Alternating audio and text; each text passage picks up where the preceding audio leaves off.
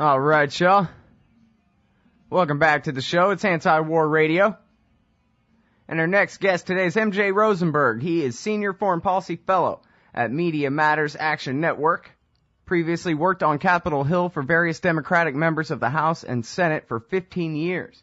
He was also a Clinton political appointee at USAID.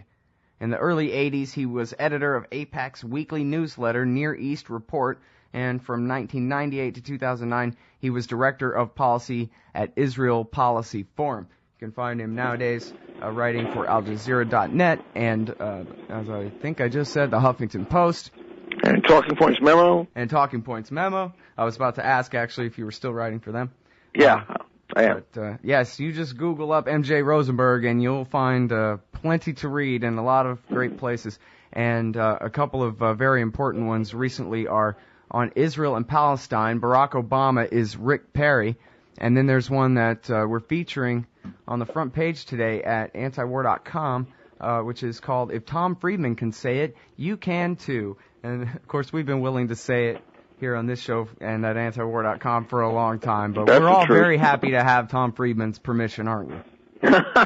Yeah, exactly. Okay, yeah. And now what is it that Tom Friedman said that it makes it okay now? Well, it was okay before, but what Tom Friedman is, because he is so utterly pro-Israel and is so well known as being close to the Israelis, that when he came out and said last Sunday, not yesterday, but the one before that, in his column that the problem with America's Middle East policy is that we're owned lock, stock, and barrel by the pro-Israel lobby, that was like, wow. Tom Friedman said that? I mean, I say that. You say that, Scott. Tom Friedman doesn't say that.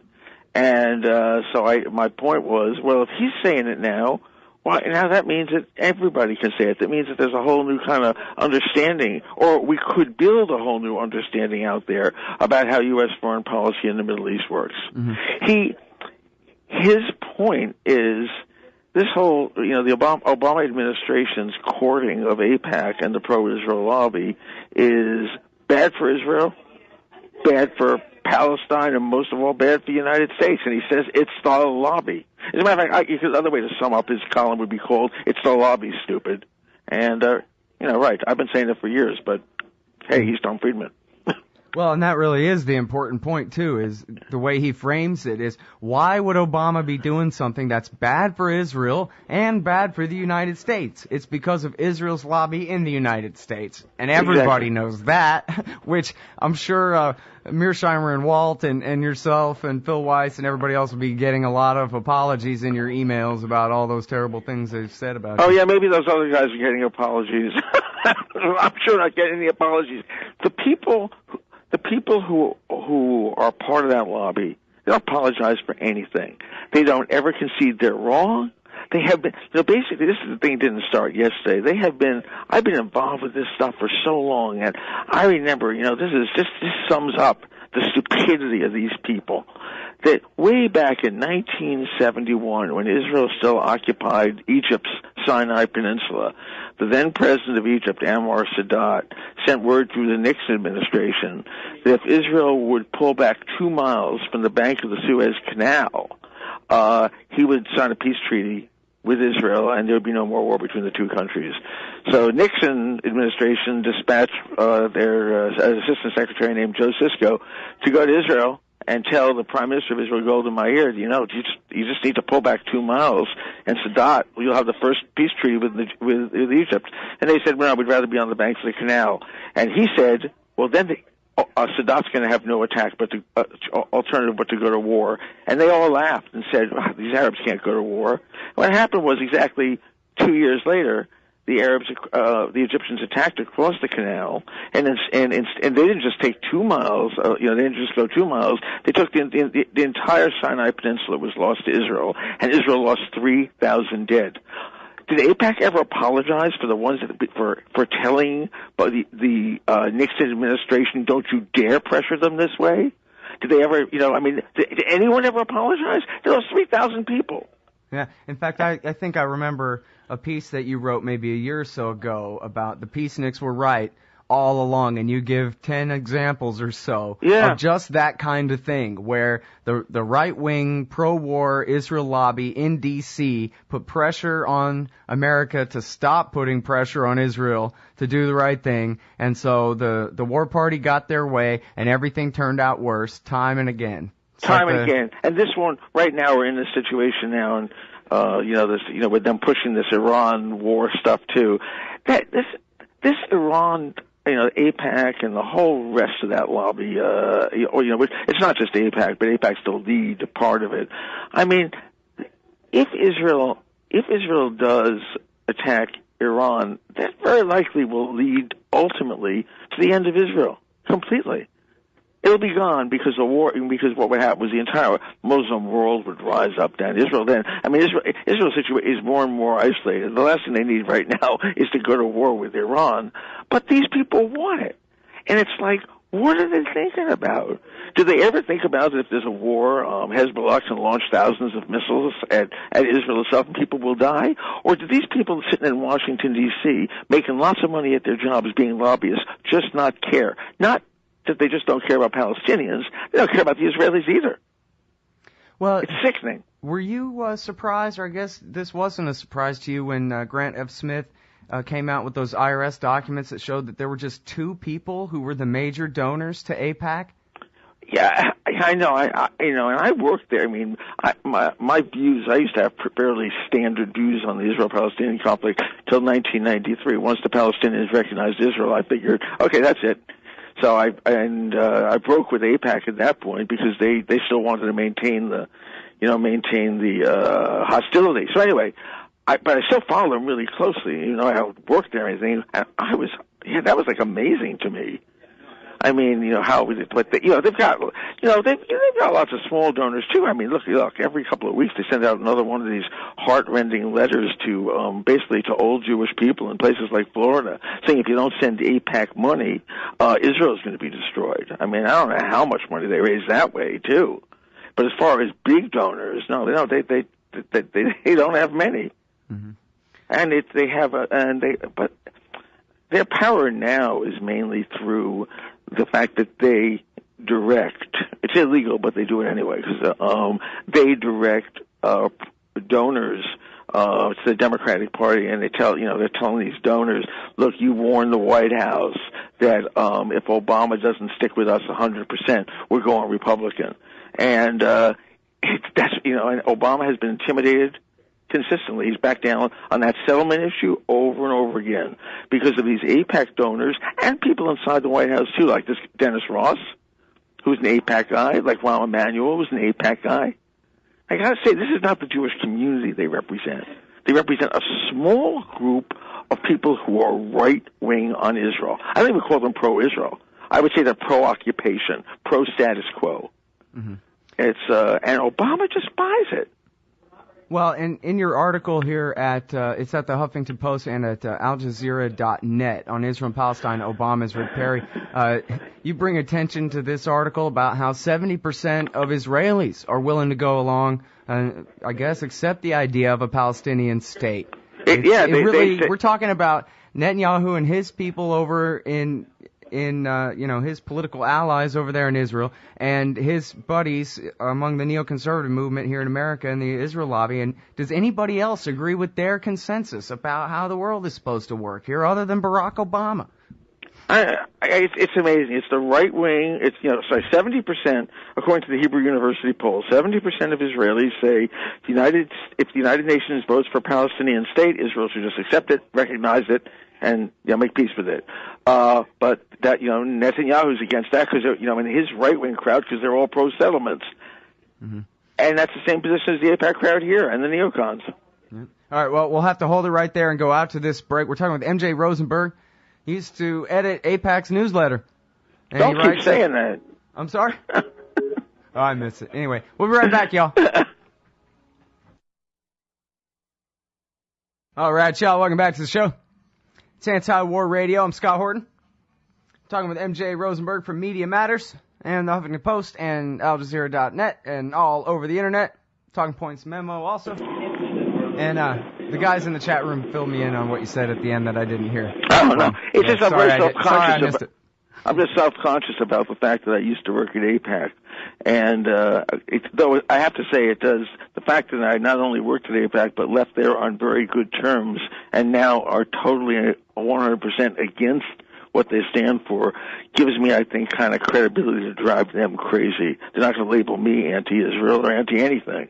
Yeah, but sure. It also makes the point that, this isn't personal. This is just about what you think is right and what they do. And they being, again, as you said before, quite accurately, I think, a very small percentage of any community anywhere in the world. Exactly. But, I always like to remind people, I do believe that the lobby controls our foreign policy on Israel Palestine. But I also think, as you think, as antiwar.com people all think, our government is run top to bottom by lobbies and by who has the most money. So I never want to seem like, I'm singling out the Israel lobby. They're no better and no worse than the rest of them. Right. Well, actually, right before I brought you on, that was my last rant. It had no connection with the Israel lobby at all. In fact, that was the one I left out, was the foreign lobbies in my rant. The only difference is the foreign thing adds a particularly unpleasant aspect. Yeah, it certainly does. Well, I was just saving it for this interview. Well, look, and in this article, you say, despite all the hype that people are hearing, that Barack Obama is hands down the most pro-Israel president ever. Yeah. How can you say that? Come on. Well, first of all, I'm using the term pro-Israel the way that AIPAC and those people use the term, because I don't consider it pro-Israel to support policies that are destructive to Israel. Pro the Prime Minister of Israel and what he wants. Yeah, that's just right. But as far as the president who has given the least resistance to anything a prime minister of Israel wants is Barack Obama. The most relevant example is George W. Bush. George W. Bush, there's this big report about these 55 bunker busting bombs that Obama provided to Israel so that Israel could, if need be, attack Iran. George W. Bush refused to do that. It took Obama to do it. Not only to do it, but the craziest thing yet, to leak to a reporter, for the administration leaked to a reporter that we provided this weaponry, which of course is great for us in that region of the world and with the Iranians to let this be known already. Mm. But George W. Bush was the one who said to the Israelis and to Dick Cheney, his own vice president, at the end of the last administration, I'm not giving you permission to fly over Iraq to bomb Iran. So and he convened a gigantic peace conference. We've never done that. We had a peace conference in Aqaba. He's the first president. I can't stand George W. Bush, but I'm just using it as an example. Obama is much more, quote unquote, pro-Israel than any other president ever. He never says no to anything. Well, and the way you write it in this article, too, he's really helped Netanyahu paint the Israeli state, the people of Israel, into a pretty bad corner on this issue now with the, proposed statehood of Palestine and the future of so-called peace negotiations over there. Yeah, well, Israel is totally isolated now. Look what's happened. Turkey has been Israel's ally, and since 1948. And now, Prime Minister Erdogan says that, that friendship is, forget it. It's beyond repair. You think about, remember with the Turkish ship, 9 Turks got killed. One of them, though, was an American citizen of Turkish background. The United States would generally, in any other situation, protest the killing of an American. Not one word came out from this administration, protesting the killing by the Israelis on the high seas of an American citizen. It's all about campaign money and all this kind of thing. Mm-hmm. So you put national security, at risk just so you can impress who? The Israeli right and a tiny percent of Americans who are so right-wing on Israel that they won't vote or give money if they think that Obama in any way disagrees with Israel. Mm-hmm. Joe Biden has the all-time best phrase that he always uses about our relationship with Israel. He says, there must be no, he always says it twice, there must be no daylight between Israel and the United States. What does that mean? We wouldn't say that about Canada. Well, yeah, I mean, and it never seems to mean we are going to get them to agree with what we think is best at all. No. It's all about falling in line with them. That's right. It means no daylight between what they want and what we'll do. Yeah. There's not even an implication in there that it has to do with our best interests at all. No. Just whatever it is, we can afford to sacrifice it for them, basically. Exactly. Total one-way street. The alliance they always talk about, one-way street. Well, and it really goes to show the corruption of the standard narrative of retail Democratic politics in America. I don't mean Democratic Party politics, but just, electoral politics in America, where Barack Obama, it's in his political interest to brag that he's selling bunker buster bombs to Israel for use against Iran, where the Chuck Todd version of reality would have it, why, that would hurt his base of anti-war people or people who at least used to lean anti-war in the Democratic Party. But of course, according to his calculation, they don't matter one bit compared to trying to have a couple of talking points for the Israel lobby to send out. It's crazy. It's crazy. I mean, I guess what you could say here, it's just the general thing of selling out the base. I mean, the American Jewish community, and that's what we're basically talking about. You talk about Israel voters, is the most progressive white. I mean, African Americans are voted higher numbers for Barack Obama, but only about a little bit. American Jews voted 78% for Barack Obama. American Jews don't vote on the basis of Israel; they vote on the basis of progressive issues.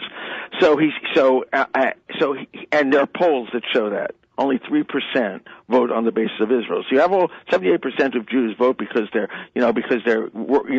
concerned for social programs. So ignoring those to cater to these really rich people whose only concern is Israel, and for a lot of them, they're cutting their taxes too. I mean, it's just like, this is Democratic politics? And I got to say, the Democratic Party is worse on this than the Republicans, because these pro-Israel donors tend not to be Republicans. So they don't have much leverage with the Republicans. Republicans talk a good game, but it's the Democrats who deliver 100% of what Netanyahu wants. Mm. I mean, it's really it's ridiculous. Well, in your experience, what percentage of the political pressure is due to, say, for example, that particular brand of Christian rightists who are trying to force Jesus to come back sooner and all that John Hagee stuff? That doesn't have any impact on the Democratic Party at all. Well, I mean in D.C. in general. Since the power players on Israel are Democrats, those people don't count. But so you say, what percentage of influence does it have on Eric Cantor and John Boehner?